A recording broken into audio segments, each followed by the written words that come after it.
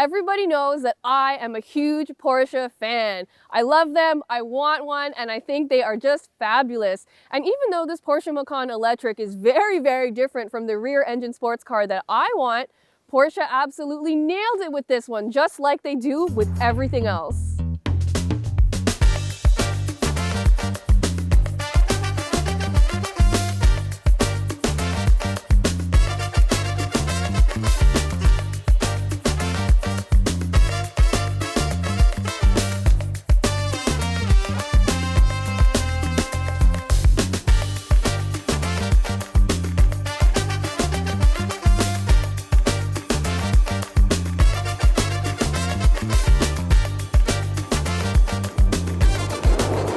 For more expert car reviews, don't forget to share our channel and subscribe so you can catch some of this and maybe even a little of that. So the Macan EV I'm driving is the 4S version. That sits about in the middle of the range. Basically, the 4 means that it has all-wheel drive, and the S means that it has more performance. So in this model specifically, it has a max output of an absolutely enormous 509 horsepower and 605 pound-feet of torque, and that's with launch control. So those numbers are going to be a little bit lower when launch control is not activated, but that is honestly a ton of power. It gives you that instant slingshot acceleration that you really expect from a Porsche EV. So on that front, it is great. One thing I wanted to note is that this Macan EV does not do one pedal driving, and neither does the Taycan. So none of the electric Porsches do that. And I think this actually makes a lot more sense. So in this Macan EV, energy is still recuperated, but instead of through regenerative braking, it recoups the energy while the car is coasting, which Porsche says is more efficient. Now, the reason I like this setup better is because oftentimes I find that regen braking can feel a bit inconsistent and it just doesn't behave the way you want it to behave. And so when it comes to performance vehicles, consistent braking and predictable braking is very, very important. And the result in this is that the braking is excellent. It always behaves exactly how you want it to.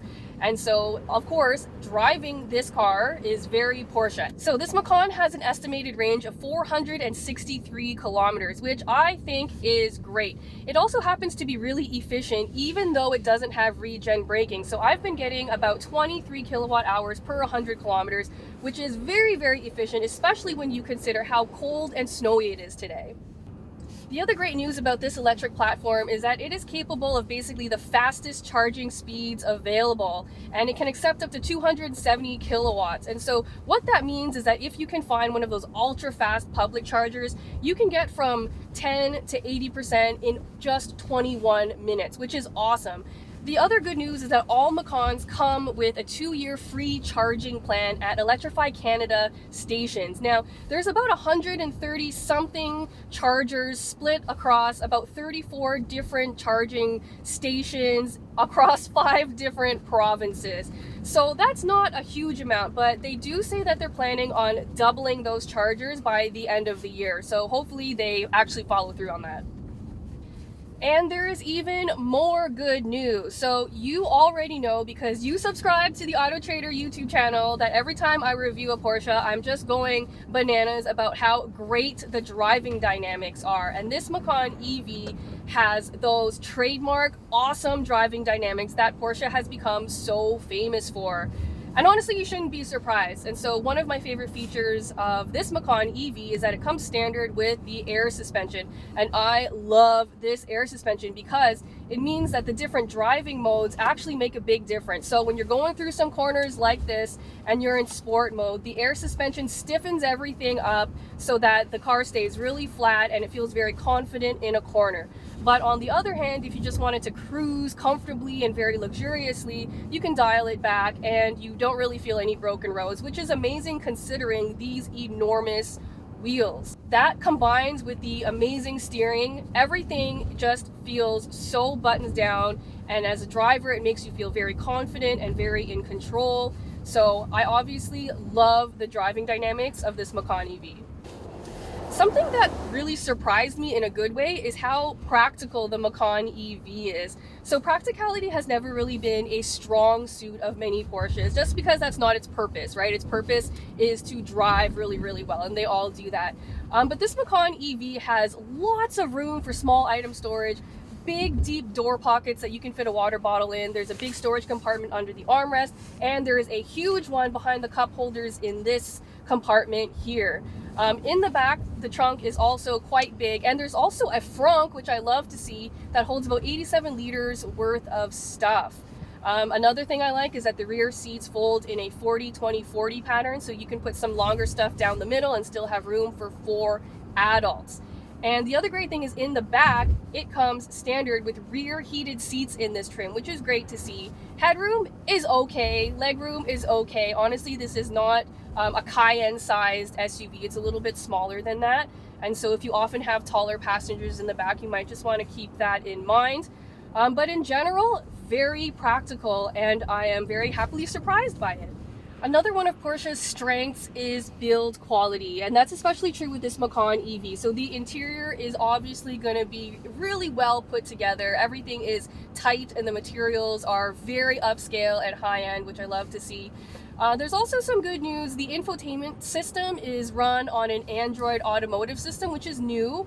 And that just means it's very user-friendly. The touchscreen is very quick to react. I also love that there is a tray of shortcuts that's always visible, which makes it even more user-friendly. And you can even drag and drop some icons into that tray so you can easily access the stuff you use most often.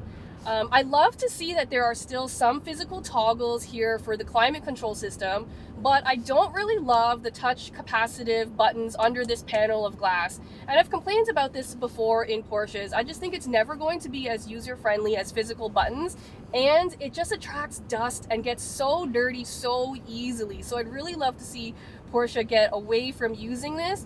But other than that, everything is really good in here. These seats are comfortable.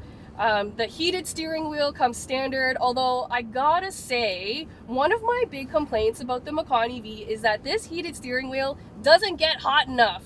And I know that is such a minor little complaint and it's no way a deal breaker, but I do feel like it's barely even working. And another thing I wanted to point out that I love is the ambient lighting. So besides just looking pretty, it also has a function.